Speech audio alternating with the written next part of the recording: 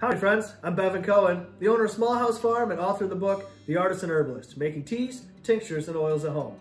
In today's video, I'm going to show you how to blend and brew some delicious herbal teas. I'm driving down an empty freeway. Before we get started, I think it's important that we talk about the difference between traditional tea and herbal teas.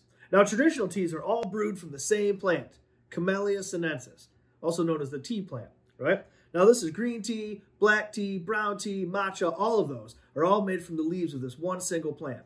They're just processed differently, which gives us a number of different products.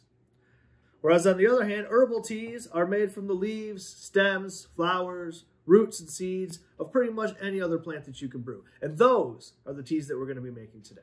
An herbal tea is also known as an herbal infusion. And what's happening here is the water is extracting the water-soluble chemical constituents from the plant material. And that's what gives us our herbal brew.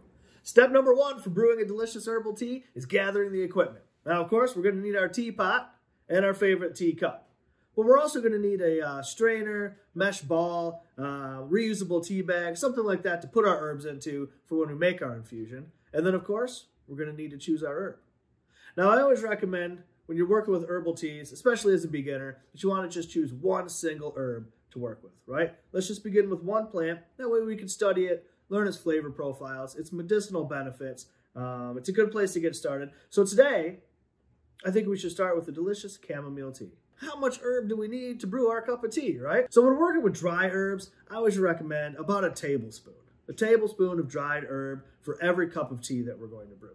But if you're working with fresh herbs, you're going to need significantly more. I say around 2 to 3 times as much herb per cup of tea. So let's go ahead and brew a cup of chamomile tea, shall we? Now we're working with dried herbs, so I'm going to need about a tablespoon's worth. And I got my tea ball right here. Now this guy will fit about a tablespoon's worth of plant material, so it's perfect for the job. So I'll just fill it up with a couple of scoops of dried chamomile flowers. Add it to my teacup, and add some hot water. Now, for a tablespoon's worth of herbs, we're going to want about 6 to 8 ounces of water, and I'm going to let it steep for approximately 3 to 5 minutes. Once we've mastered the art of a single herb tea, then we're going to want to move on to crafting an herbal blend, right? Now, when we're crafting an herbal blend, I like to think of 3 aspects of a good blend, right? We're going to talk about our base, the purpose, and the flavor, right? Now, the base is the herb that we're going to use the most of. Obviously, this will be the base of our brew.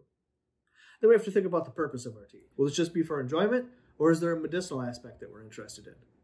And then we got to think about flavor, right? Now, just because it's a medicinal brew doesn't mean that it's not going to taste good, right? So keeping flavor in mind is going to make it a more enjoyable beverage, especially if you're making herbal brews for children. They tend to be kind of picky sometimes. Now, we'll notice as we're making our herbal blends that there is some overlap between these 3 aspects. Certainly that's the case. But it's important that we keep these 3 things in mind as we make our brew because we want to make the best possible herbal infusion that we can. Now, I'm going to share with you a recipe that I think is perfect for the winter time, especially when we're fighting cold and flu season. For the base of this herbal tea blend that we're going to make, we're going to use this echinacea leaf. Now, this is Echinacea purpurea, which is a species grown specifically for its medicinal leaves. Now, this herb is a great antiviral, helps boost the immune system, and is going to be a perfect base for our herbal tea blend. So now in this situation, we're going to make our infusion actually in this quart jar. As opposed to the teapot that we used when we made a singular cup, we're going to produce about 32 ounces, I guess, of brew here, and we're going to let it steep overnight in our refrigerator. Make sure we get a nice, potent medicinal brew. So I'll go ahead and I'll scoop our echinacea into our tea ball. Now, since this is the base, this is going to be a majority of our blend. So I'm going to use about 1.5 tablespoons of echinacea leaf. For our second ingredient now, we're going to add some fennel seeds. Now, this is an overlapping aspect, certainly, because these seeds are going to add some great flavor to our brew, but fennel seeds are wonderful for soothing a sore throat. So we're going to add about a teaspoon of fennel seeds to our brew. Our next ingredient is going to be thyme. This is the secret ingredient, really. The active chemical constituent in thyme is known as thymol, right? Which is one of the best things that we can use for stopping a cough and easing a sore throat. So another teaspoon of thyme leaf. And then finally, we're going to add a little bit of lemon balm. Now again, an overlapping ingredient. Lemon balm, Melissa officinalis, has a wonderful citrus flavor, which will add to our brew. But it's also a potent antiviral, which is certainly what we need during cold and flu season. So we'll add that to our tea ball, close it right up. I only spilled a little bit, not too bad. We're going to add that to our quart jar here. And then add our hot water. I'm going to cap it off.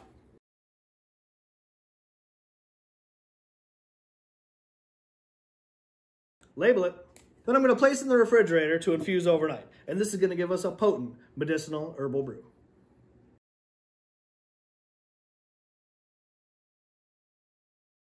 Okay, now we're going to mix things up a little bit, do something fun.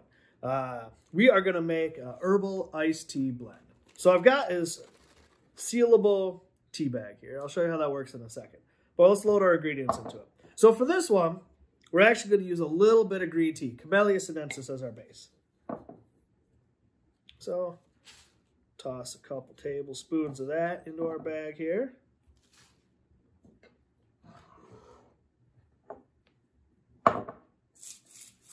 Some lemon balm, again for that delicious citrus flavor. A couple of tablespoons worth of that in there. So almost an equal amount of lemon balm to green tea in our blend here.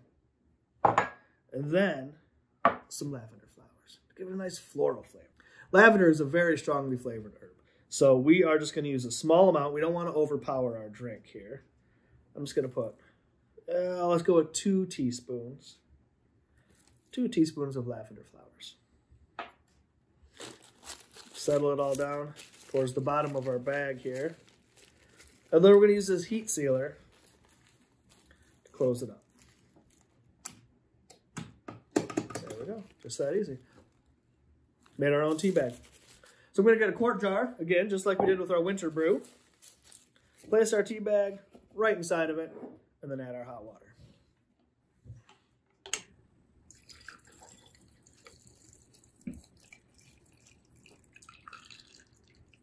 Then we're going to go ahead and cap this off, put a label on it, put it into the fridge.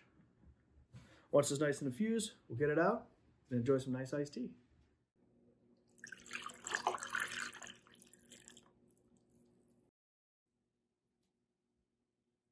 Here are a few of my favorite plants to use for herbal tea blends. Nettles, Urtica dioica. This plant's so high in minerals and nutrients, it makes a wonderful, nourishing brew anytime in the winter. Wintergreen. Wintergreen has a nice mint flavor to it, but it also has a compound known as methyl salicylate, which adds a great pain-relieving aspect to a brew. Lemon balm, an herb that we worked with in a couple of our recipes today, Melissa officinalis.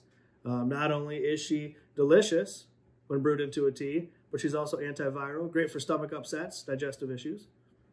Oregano. Now, oregano may not be an herb that you think of when you think of herbal teas, but it is a nice, warming, spicy flavor, great to warm you up on a cold winter day. And calendula. Now, calendula is most well known as a topical herb, used for skin treatments and that sort of thing, but it is edible, and it's delicious, and adds a nice floral aspect to an herbal tea blend. Thank you so much for spending some time with us today, and I hope that you enjoy crafting some herbal tea blends.